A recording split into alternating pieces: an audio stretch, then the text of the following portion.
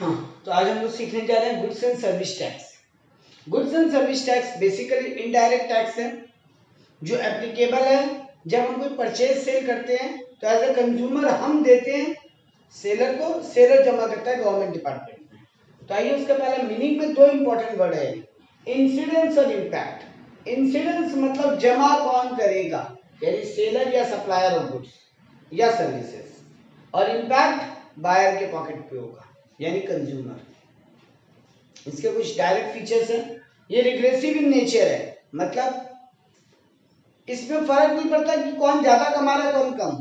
अगर आप एक माचिस की डिब्बी खरीद रहे हो आप उतना ही जीएसटी दे रहे हो जितना मैं दे रहा हूँ, जितना अंबानी दे रहे हैं, यानी ये रिग्रेसिव इन नेचर है। ये अमीर गरीब की गैप को देखकर टैक्स नहीं लगता, यानी जितना ज्यादा कमा रहे हो ज्यादा टैक्स या कम कमा रहे हो कम टैक्स वाला सिस्टम नहीं है, यानी ये प्रोग्रेसिव नहीं है, ये रिग्रेसिव है। ये गुड्स एंड सर्विस के ऊपर लगता है केवल। इन्फ्लेशनरी है, महंगाई बढ़ाता है क्योंकि टैक्स रेट अगर हाई हो किसी प्रोडक्ट पे तो प्रोडक्ट महंगा हो जाता है। शिफ्ट ऑफ बर्डन, सप्लायर अपनी जेब से नहीं दे रहा है, वो कंज्यूमर से वसूल करके दे रहा है, यानी बर्डन शिफ्ट हो रहा है। वाइड टैक्स बेस है, मतलब गवर्नमेंट को कलेक्शन बहुत एरिया से हो रहा है क्योंकि बहुत सारे आइटम इन्वॉल्व है इसके अंदर।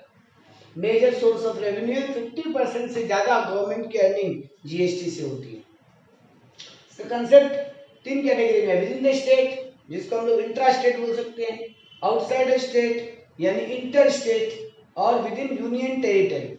हर एक की अगर विद इन द स्टेट है तो आपका टैक्स का दो ब्रेकअप होगा, सीजीएसटी एसजीएसटी। मतलब उस गुड्स के ऊपर 12% टैक्स लगता है तो 6% सीजीएसटी 6% एसजीएसटी। अगर हम विद इन स्टेट माल बेच रहे हैं तो इसमें इनपुट और आउटपुट दो कैटेगरी होगी। मतलब जब आप माल बेच रहे हो और आप जो जीएसटी कलेक्ट कर रहे हो उसको बोलेंगे आउटपुट जीएसटी। वही जब आप वो सामान खरीद के ला रहे हो कहीं से तो आप भी तो जीएसटी दे रहे हो, उसको बोलेंगे इनपुट जीएसटी। तो आउटपुट इनपुट दो कैटेगरी है। वैसे आउटसाइड द स्टेट में केवल एक टैक्स लगेगा, that is IGST, integrated GST, और इसमें भी वही इनपुट आउटपुट की कैटेगरी है। विद इन यूनियन टेरिटरीज, अगर एक यूनियन टेरिटरी दूसरे टेरिटरी को माल बेच रही है तो फिर सीजीएसटी और यूजीएसटी लगेगा, मतलब एसजीएसटी की जगह यूजीएसटी हो जाएगा, बाकी वही इनपुट आउटपुट है। और अगर आउटसाइड द यूनियन टेरिटरी माल जा रहा है तो फिर आईजीएसटी लगेगा। इसके अलावा हम बात करेंगे कुछ इंपॉर्टेंट पॉइंट। जीएसटी जो है वो डेस्टिनेशन बेस्ड टैक्स है, मतलब वो स्टेट जीएसटी कलेक्ट करेगा माल जहां पहुंच रहा है, मतलब रिसिपिएंट के स्टेट में जीएसटी जमा होगा, उस गवर्नमेंट को जीएसटी पे कलेक्शन का हक होगा। इसीलिए इसको कहा गया डेस्टिनेशन बेस्ड, मतलब जहां का डेस्टिनेशन है जहां वो माल पहुंच रहा है उस स्टेट में जीएसटी का कलेक्शन होगा।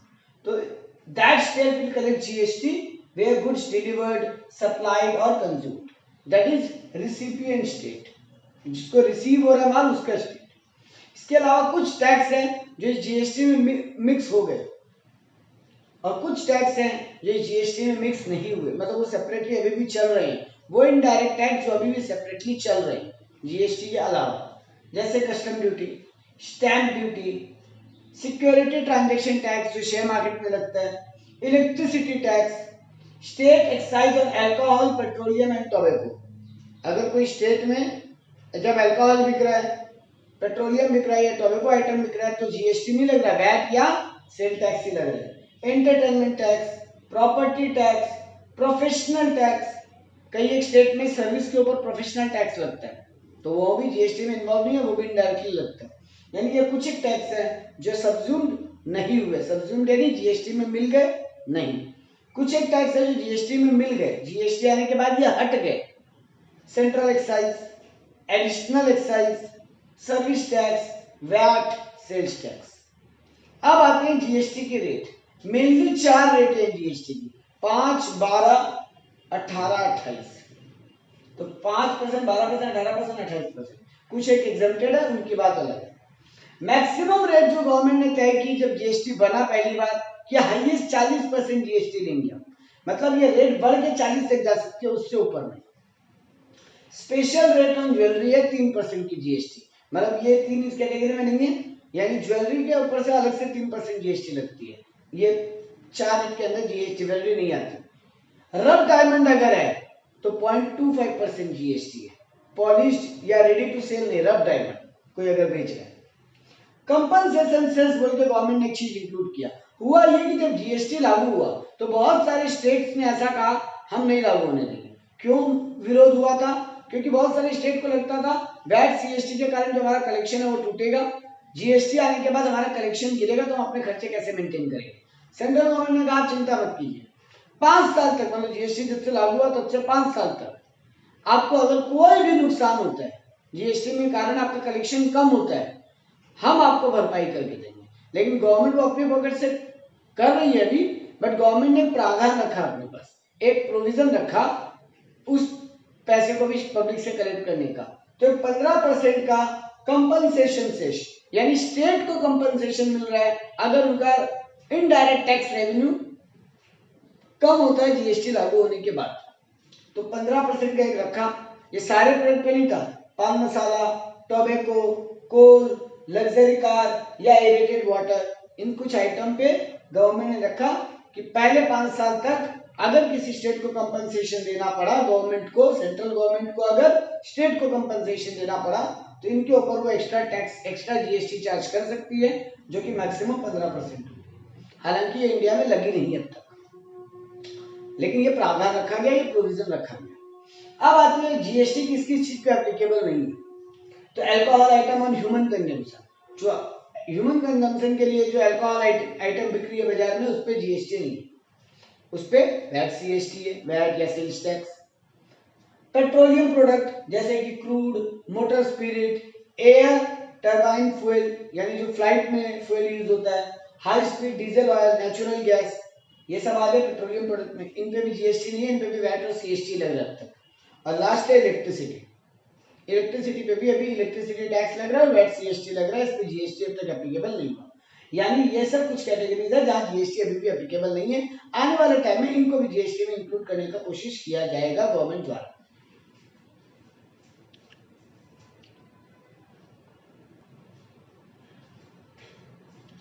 Now we are coming to other part of few more important points.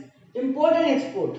There is no GST on export, but there is GST on import. So we will pay IGST on import.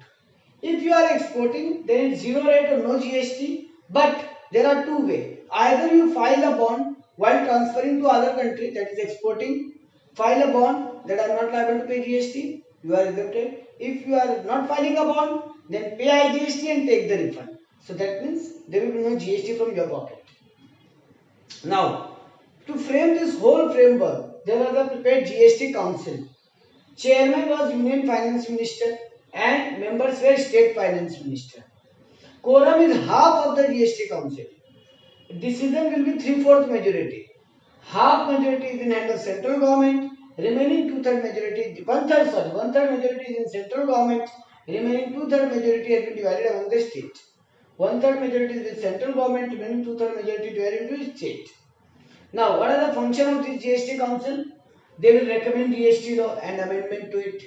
They will recommend the exemptions and what are the limits. Tax rate they will decide. What are the taxes to be subsumed and not subsumed, they will decide. And if there is dispute between central government and state government, they will settle those. Now, what is GST and network?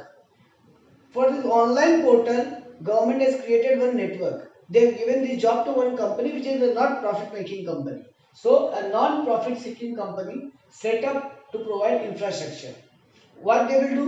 They will give the registration facility, computation, settlement of dispute, return filing, banking, that means payment of GST via online, taxpayer profile, they will analyze the taxpayer profile, they will manage your profile, ITC management, input tax credit they will manage, and MIS report to government, final report to government that what is the position of GST for every month. Then there is a GST framework in India. What is registration and who will do registration, who is compulsory, who is not compulsory. So registration, if your turnover exceeds the following limits, if you are a good seller, then mean 10 lakh, 20 lakh, 40 lakh, there are 3 criteria. If you stay in Manipur, Mizoram, Nagaland, Tripura, then 10 lakh is the limit. If you cross it, you have to register under GST. If you are under Uttarakhand, Assam, Meghalaya, Sikkim, Arunachal Pradesh, Puducherry, Telangana, then 20 lakh limit. And Himachal Pradesh, Jammu Kashmir and rest of India, That means apart from this state, it is 40 lakhs. You just need to remember the 40 lakh limit, it will be helpful. Service, if you are selling service, then 10 lakh for these 4 states, Manipur, Mizoram, Nagaland, Tripura, MMNT, and 20 lakh for rest of India. Now, while calculating this turnover of 10 lakh, 20 lakh, what we will take and what we will not take. Taxable service or taxable goods we are selling, we will take that. We will also take the exempted goods and export. Some goods are taxable for me. Some goods I am selling are exempted. Some I am exporting. So I will take all total together what is my sale or turnover. If it is crossing, I have to register. Now, एक बात और कुछ काम की बात है. Only registered आदमी ही ITC claim कर पाएगा. पैन नंबर कंपलसरी है रजिस्ट्रेशन के लिए. जीएसटी 15 डिजिट एक कोड है. जीएसटी एक 15 डिजिट कोड है जिसमें आपका पहला 2 डिजिट आपके स्टेट के नाम का होगा, बाकी 10 डिजिट आपके पैन नंबर, 1 डिजिट होगा आपका एंटिटी नंबर, एक होगा जेड नाम का अल्फाबेट जो कॉमन होगा और एक होगा चेक डिजिट. तो आपके 15 डिजिट है. पहला 2 डिजिट स्टेट का, फिर 10 डिजिट आपका पैन नंबर, 1 डिजिट आपका एंटिटी नंबर, एक होगा अल्फाबेट जेड जो बाय डिफॉल्ट है और उसके अलावा एक चेक डिजिट नंबर होगा. ये 15 डिजिट का आपका कोड होगा. 2 काम की बात यहाँ मैं बोल देता हूँ. अगर कोई ऐसा एंटिटी है जो सिर्फ एग्जेम्प्टेड या सिर्फ एक्सपोर्ट का काम कर रहा है, तब एक्सपोर्ट का काम कर रहा है तो जीएसटी लेना ही पड़ेगा क्योंकि आपको वो बॉन्ड फाइल करना पड़ेगा, एलिफेंट क्लेम करना पड़ेगा. लेकिन अगर आप एग्जेम्प्टेड गुड्स के डीलर हो और केवल वही करो और कुछ नहीं, कोई टैक्सेबल गुड्स नहीं है, तो आपको जीएसटी रजिस्ट्रेशन कंपल्सरी नहीं है. If anyone engage in exempted goods supply and turnover exceeds limit does not need registration. आपका लिमिट क्रॉस भी कर रहा है तो भी आपको रजिस्ट्रेशन नहीं. लेकिन सब मिला जुला के ये दोनों कुछ टैक्सेबल गुड्स भी, तो फिर रजिस्ट्रेशन कंपल्सरी अगर आप इस कैटेगरी में आते हैं तो. इसके अलावा आखिरी बात, आप जिस स्टेट में जहां से आप माल सेल कर रहे हैं आप रजिस्ट्रेशन वहां लोगे. जिस दिन आप लिमिट क्रॉस कर रहे होगे उसके 30 दिन के अंदर आपको रजिस्ट्रेशन करवाना कंपल्सरी हो जाएगा.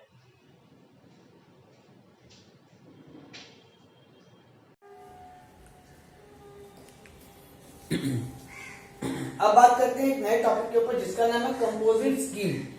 कंपोजिट स्कीम मतलब उन लोगों को ये स्कीम दिया गया जिनको लगता है बहुत ज्यादा जीएसटी का काम मेरे यहाँ नहीं है, हम इतना कंप्लाई नहीं कर सकते, हम इतना पेपर वर्क, इतना नियम कानून फॉलो नहीं कर सकते, क्योंकि हम लोग सब जानते हैं जीएसटी में हर महीना रिटर्न फाइलिंग, हर महीना टैक्स पेमेंट, ये सब झमेला है. तो गवर्नमेंट उनको एक स्कीम दिया जिसका नाम है कंपोजिट स्कीम. कंपोजिट स्कीम मतलब आप क्वार्टरली टैक्स पे करना, आप क्वार्टरली रिटर्न फाइल करना, मतलब हर 3 महीना में एक बार आपको पेपर वर्क कम मेंटेन करना पड़ेगा. तो ये कंपोजिट स्कीम का एक फैसिलिटी था. ये कंपोजिट स्कीम एप्लीकेबल कब है? जब आपका टर्नओवर या तो 75 लाख से कम है या 1 करोड़ 1.5 करोड़ से कम है, या 75 लाख से कम या 1.5 करोड़ से कम. 75 लाख इन स्टेट के लिए है: त्रिपुरा, सिक्किम, अरुणाचल प्रदेश, नागालैंड, मिजोरम, मेघालय, मणिपुर, उत्तराखंड, और बाकी सबके लिए 1.5 करोड़ का स्कीम. मतलब ये नॉर्थ ईस्ट वाले जो स्टेट है मेनली उनके लिए या एक्स्ट्रा उसमें उत्तराखंड आ गया, इनके लिए 75 लाख से ऊपर होगा तो कंपोजिट स्कीम नहीं मिलेगा, 75 लाख से कम होगा तो कंपोजिट स्कीम मिलेगा. बाकी सब स्टेट में अगर आप बिजनेस कर रहे हैं 1.5 करोड़ से ऊपर आपका सेल नहीं है, 1.5 करोड़ से ऊपर आपका टर्नओवर नहीं है, मतलब 1.5 करोड़ से कम है, अप टू 1.5 करोड़ है, तो आपको कंपोजिट स्कीम का ऑप्शन लेने का मौका मिलेगा. बेनिफिट क्या है? 2 ही टाइप की टैक्स रेट है, 5% या फिर 1%. 5% किन लोगों के लिए? जो लोग रेस्टोरेंट और कैटरिंग सर्विस का बिजनेस कर रहे हैं, उनको अपने टोटल टर्नओवर पे 5% जीएसटी देनी है और बाकी भूल गए. लेकिन अगर कैटरिंग को छोड़कर अगर कोई गुड्स बेच रहे हैं तो 1% जीएसटी देना है आपको. तो यानी जो लोग कंपोजिट स्कीम में जाते हैं, कैटरिंग एंड रेस्टोरेंट सर्विस का बिजनेस कर रहे हैं, 5% जीएसटी देंगे, अदरवाइज 1% देंगे. कुछ एक्सेप्शन है, आप अगर इनमें से किसी में फॉल करते हो आपको कंपोजिट स्कीम लेने का मौका नहीं मिलेगा. क्या क्या? अगर आप इंटर स्टेट सप्लाई कर रहे हो, मतलब दूसरे स्टेट में माल बेच रहे हो, तो फिर ये कंपोजिट स्कीम आपके लिए नहीं है. आप इनपुट टैक्स क्रेडिट क्लेम नहीं कर सकते, फिर आप जीएसटी दो और भूल जाओ इनपुट टैक्स को. नॉट ऑन आरसीएम, आरसीएम के ऊपर आईटीसी नहीं है। Not on supply of service, yes सबसे इंपॉर्टेंट बात, सिर्फ और सिर्फ गुड्स वालों के लिए आरसीएम स्कीम है। सप्लाई ऑफ सर्विस में केवल रेस्टोरेंट कैटरिंग को छोड़ दें तो किसी के लिए नहीं है। एग्जम्प्टेड पर्सन को ये ऑप्शन नहीं है, ऑब्वियस बात है, जब वो एग्जम्प्टेड है, टैक्स ही नहीं दे रहे हैं, तो वो कंपोजिट स्कीम ले या नहीं ले। सप्लाई थ्रू ई कॉमर्स, हाँ ये बहुत इंपॉर्टेंट पॉइंट, आप अगर ऑनलाइन कोई प्रोडक्ट बेच रहे हो आपको कंपोजिट स्कीम लेने नहीं मिलेगा। Not notified by central government, अगर कुछ और किसी और को इस लिस्ट से बाहर करने का नोटिफिकेशन सेंट्रल गवर्नमेंट दे दे तो वो भी बाहर हो जाएगा। Interest on fixed deposit, FD पे इंटरेस्ट वगैरह पे ये लोअर रेट ऑफ जीएसटी नहीं एप्लीकेबल। अच्छा, रेस्टोरेंट कैटरिंग के लिए एक इंपॉर्टेंट बात, हमने क्या पढ़ा, 5% जीएसटी मिलेगा, 5% जीएसटी देना पड़ेगा अगर आपका 1.5 करोड़ या 75 लाख से कम का टर्नओवर है। लेकिन ऐसा नहीं है कि अब आप 1 करोड़ 40 लाख का सेल कर रहे हो तो आप 5% जीएसटी दो। गवर्नमेंट ने कहा 10% ऑफ द टर्नओवर या फिर 5 lakh, whichever is higher, whichever is higher तक आप ये 5% दो, उसके ऊपर नॉर्मल जीएसटी। मतलब आपका अगर 5 लाख तक का टर्नओवर है या 10 टोटल टर्नओवर, मान लीजिए मेरे यहाँ पर 1 करोड़ 40 लाख है, 1 करोड़ 40 लाख का 10% 14 लाख, 14 लाख या 5 लाख तक मेरे को 5% देना पड़ेगा, उसके ऊपर हायर जीएसटी, उसके ऊपर ज्यादा देना पड़ेगा। टर्नओवर का मतलब टैक्सेबल आइटम तो आएगा ही, plus exempted, export, interstate, RCM छोड़ के ये 4 को अगर हम मिला लें तब देखा जाएगा क्या हम 1.5 करोड़ पार कर रहे हैं, क्या हम 75 लाख पार कर रहे हैं। अगर हाँ तो कंपोजिट स्कीम नहीं मिलेगा, अगर ना तो कंपोजिट स्कीम मिलेगा। एक बार भी अगर लिमिट पार करते हैं तुरंत कंपोजिट स्कीम से बाहर हो जाएंगे, ये भी एक इंपॉर्टेंट बात है। अच्छा, इंपॉर्टेंट पॉइंट से कुछ और, not allowed to collect GST from party, आप पार्टी से फिर जीएसटी वसूल नहीं कर सकते, आप अपने पार्टी से जीएसटी वसूल नहीं कर पाओगे, आपको अपनी देश से देना पड़ेगा ये रेट। और दूसरी बात, no tax on exempted goods, file return and pay tax quarterly, आपको रिटर्न फाइलिंग और टैक्स पेमेंट क्वार्टरली करने मिलेगा, यानी आपका पेपर वर्क बर्डन कम हो जाएगा, हर महीना नहीं करना पड़ेगा। इसके अलावा अगर कुछ काम की बात हम एक बार नोट्स में गो थ्रू करते हैं, तो छोटी मोटी बात है तो हम यहाँ डिस्कस कर लेते हैं।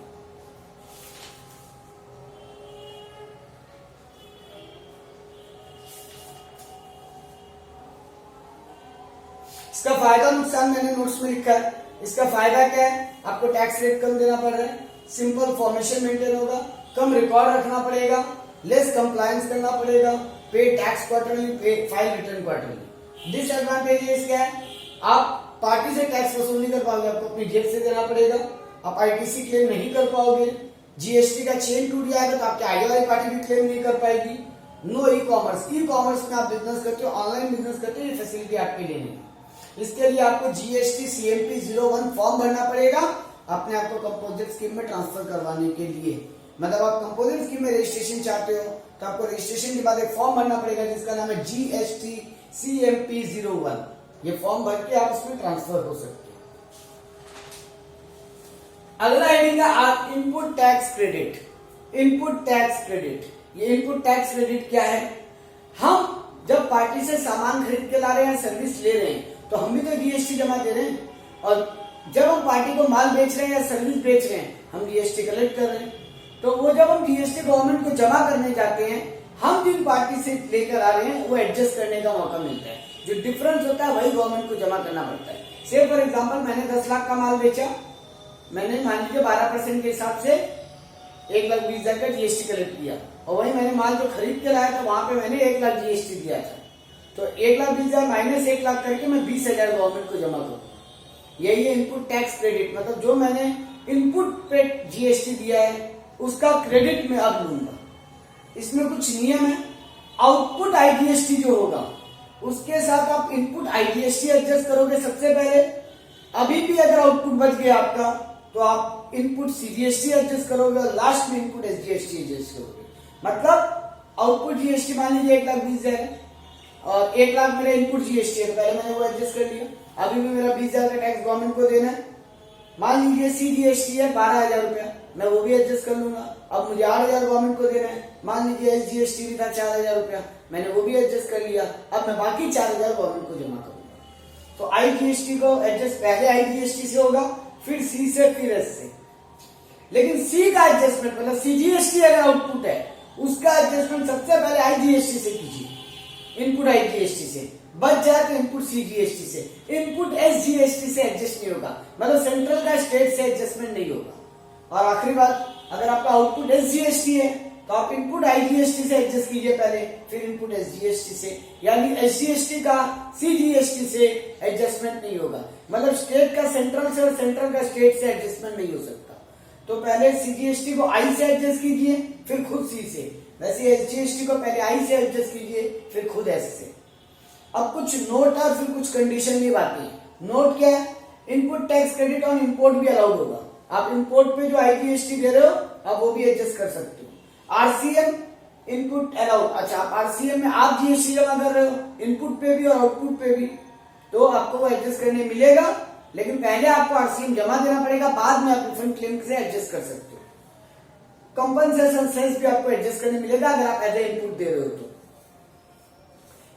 कुछ काम की बात है, कुछ कंडीशंस। पहली बात, रजिस्ट्रेशन कंपलसरी है बोथ द पार्टी के लिए, मतलब इनपुट और आउटपुट दोनों पार्टी के लिए रजिस्ट्रेशन कंपलसरी है, अगर रजिस्ट्रेशन नहीं है तो एडजस्टमेंट नहीं मिलेगा। प्रॉपर इनवॉइस होना चाहिए, एक्चुअली सप्लाई होना चाहिए, जीएसटी जमा करे वो पार्टी तभी आपको इनपुट मिलेगा, अगर वो पार्टी जीएसटी जमा नहीं करती है तो आप इनपुट एडजस्ट नहीं कर पाओगे। और रिटर्न फाइल होना चाहिए एकदम टाइम पे। इसके अलावा काम की एक बात और है, अगर 180 दिन में गुड्स रिटर्न नहीं होता है, विद इन 180 दिन गुड्स रिटर्न हो जाता है, हम आरसीएम कैंसिल कर लेंगे। 180 दिन के बाद होता है, हमको इनपुट कैंसिल करने का दरकार नहीं है। सॉरी मैंने गलत वर्ड यूज किया आरसीएम। मैं ये बोलना चाहता हूँ कि अगर हमने 180 दिन के अंदर गुड्स रिटर्न कर दिया है तो हम इनपुट को रिवर्ट कर देंगे, मतलब कैंसिल आउट करेंगे जो हमने इनपुट क्लेम किया है, क्योंकि जब हमने मानी वापस कर दिया तो हम इनपुट क्लेम की बात कर ले सकते हैं। लेकिन 180 दिन पार हो गए हैं फिर रिटर्न नहीं होगा, फिर कैंसिल नहीं होगा। इसके अलावा अगर एक दो काम की बात बचती है,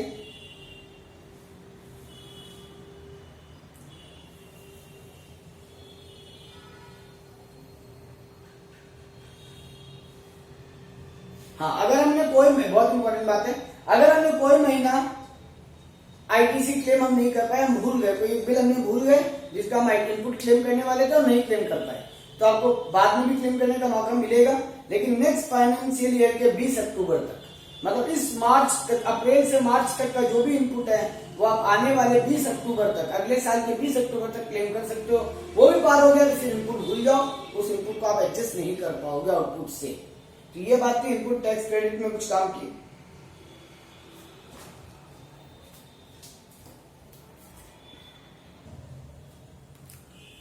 अब आते हैं एक और टॉपिक पे जिसका नाम है पेमेंट ऑफ जीएसटी।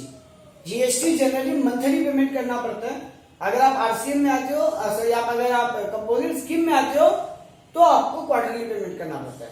जनरली आपको हर अगले महीने के 20 तारीख तक जीएसटी जमा दे देना है। मान लीजिए फरवरी का जीएसटी मार्च के 20 तारीख तक, मार्च का जीएसटी अप्रैल के 20 तारीख तक। लेकिन अगर आप कंपोजिट स्कीम में आते हो यानी आपको क्वार्टरली जीएसटी जमा करना है, तो अप्रैल मई जून का जुलाई के 18 तारीख तक, यानी यहाँ 20 है तो यहाँ 18 है, फिर जुलाई अगस्त सितंबर का अक्टूबर 18 तारीख, फिर अक्टूबर नवंबर दिसंबर का जनवरी 18 तारीख। ये पेमेंट हमेशा ऑनलाइन मोड में होना चाहिए। हाँ, अगर 10,000 से कम का जीएसटी है तो आप काउंटर पे जाके भी फिजिकली जमा कर सकते हैं, लेकिन 10,000 के ऊपर का जीएसटी हमेशा ऑनलाइन। आपको जीएसटी में 3 लेजर मेंटेन रखने पड़ते हैं, क्योंकि ऑनलाइन वेबसाइट पे भी ये 3 मॉडल अपडेट होते हैं। पहला है इलेक्ट्रॉनिक कैश लेजर, दूसरा है इलेक्ट्रॉनिक क्रेडिट लेजर और तीसरा है इलेक्ट्रॉनिक लायबिलिटी लेजर। 3 लेजर आपको मेंटेन करने हैं, electronic cash ledger, electronic credit ledger, electronic liability ledger. Electronic cash ledger में क्रेडिट होगा when amount paid to party, जब आप पार्टी को पेमेंट कर रहे हो आप उसके क्रेडिट में लिखोगे, फिर डेबिट कर दोगे जब एडजस्टमेंट कर लोगे। तो मतलब इनपुट जब हो रहा है, जब आउटपुट जब आप करेक्ट कर रहे हो तो याद रखोगे, जब इनपुट से उसको एडजस्ट कर लोगे तो डेबिट में कर दोगे। इलेक्ट्रॉनिक क्रेडिट लेजर में जितना आपने इनपुट क्लेम किया है वो क्रेडिट में लिखोगे और डेबिट में जब उसको डिस्चार्ज कर दोगे, यानी जब जीएसटी डिस्चार्ज होगा। और इलेक्ट्रॉनिक लायबिलिटी लेजर में डेबिट में लिखेंगे कितना टैक्स पेएबल है, क्रेडिट में जब पेमेंट कर देंगे तो उसको क्रेडिट में कैंसिल कर देंगे। तो ये 3 लेजर अपने को मेंटेन करना पड़ता है। अगर आप लेट होते हो तो आपको पेनल्टी देना पड़ेगा, 3 मंथ से ज्यादा लेट होते हो अगर, यानी आप 3 मंथ से एक्सीड हो जाते हो लेट होने में, आपको इस महीना जीएसटी देना था, आप 3 महीना तक फेल हो जाते हो, तो फिर आपको 10,000 और 10% ऑफ शॉर्ट टैक्स पेड। मान लीजिए 2000 जीएसटी जमा देना था, आपने 1500 दिया, 500 शॉर्ट हुआ तो 500 का 10% या 10,000 whichever is higher आपको जमा देना पड़ेगा। लेकिन अगर आपने फ्रॉडलेंटली जानबूझ कर किया ये गलती तो 10,000 या फिर 100% of short tax paid whichever is higher आपको देना पड़ेगा। यानी अगर आपने 2000 रुपए जमा नहीं किए तो 2000 या 10,000 whichever is higher। इंटरेस्ट अगर आप लेट होते हो तो आपको 18% पर एनम करके ब्याज देना पड़ेगा। ब्याज तुरंत लगना चालू हो जाएगा अगले महीने से। पेनल्टी के लिए 3 महीने का टाइम है। और अगर आप गलत इनपुट टैक्स क्लेम कर लेते हो, वो आपका इनपुट था ही नहीं, आपने क्लेम कर लिया, ज्यादा अमाउंट क्लेम कर लिया, तो 24% पर एनम का इंटरेस्ट देना पड़ेगा। अब आते हैं जीएसटी के रिटर्न फाइलिंग पे। ये पूरी की पूरी ऑनलाइन प्रोसेस है। अगर आप 1.5 करोड़ के नीचे का टर्नओवर रखते हो तो आपको मंथली रिटर्न फाइल करने पड़ेंगे। अगर आप 1.5 करोड़ के ऊपर का टर्नओवर करते हो या 1.5 करोड़ या 1.5 करोड़ के ऊपर का तो आपको क्वार्टरली रिटर्न फाइल, सॉरी नीचे का। अगर आप 1.5 करोड़ क्रॉस कर रहे हो तो आपको मंथली रिटर्न फाइल करना पड़ेगा। और आप 1.5 करोड़ या 1.5 करोड़ से नीचे हो तो आपको क्वार्टरली रिटर्न फाइल करनी पड़ेगी। 3 रिटर्न होते हैं, जीएसटीआर 1, जीएसटीआर 2, जीएसटीआर 3। 1 आपको अगले महीने, मान लीजिए आप लोग मंथली कैटेगरी में आ रहे हो तो अगले महीने की 10 तारीख, क्वार्टरली आ रही तो क्वार्टर खत्म होने के अगले महीने की 10 तारीख, जिसमें आप सारा आउटवर्ड सप्लाई आपके सेल की डिटेल रिकॉर्ड करते हो। जीएसटीआर 2 15 तारीख तक की डेट होती है अगले महीने की। अगर मंथली है तो अगले महीने की 15, क्वार्टरली है तो क्वार्टर खत्म होने के बाद उसके बाद वाले महीने की 15। उसमें आप सारी इनवर्ड सप्लाई का डिटेल देते हो, मतलब आपने जो खरीद के लाया है। और जीएसटीआर 3 20 तारीख तक जमा करते हो, जिसमें दोनों को कंपेयर करके एक पूरा डिटेल दोबारा जमा होती है। यानी 1, 2, 3, 1 10 तारीख, 2 15 तारीख, 3 20 तारीख। 1 आउटवर्ड सप्लाई के लिए, 2 इनवर्ड सप्लाई के लिए और 3 कंबाइन। और एक एनुअल रिटर्न भी फाइल करना पड़ता है 31 दिसंबर of next financial year. April to March financial year खत्म हुआ, आने वाले दिसंबर तक पूरे साल का डिटेल भी एक बार फिर से जमा करना पड़ता है। ये है हमारी जीएसटी की रिटर्न फाइलिंग। अब हम एक बहुत इंपॉर्टेंट टॉपिक पे आने जा रहे हैं जिसका नाम है रिवर्स चार्ज मैकेनिज्म, RCM। मतलब जब सप्लायर जीएसटी जमा नहीं कर रहा, सेलर जीएसटी जमा नहीं कर रहा, रिसिपिएंट ऑफ सर्विस यानी जिसको सर्विस मिल रही है, बायर, वो जीएसटी जमा करेगा। ऐसा कब होगा, उसकी क्या क्या कैटेगरीज है, कौन कौन से आइटम उसमें आते हैं, उस पर हम लोग डिटेल चर्चा करेंगे।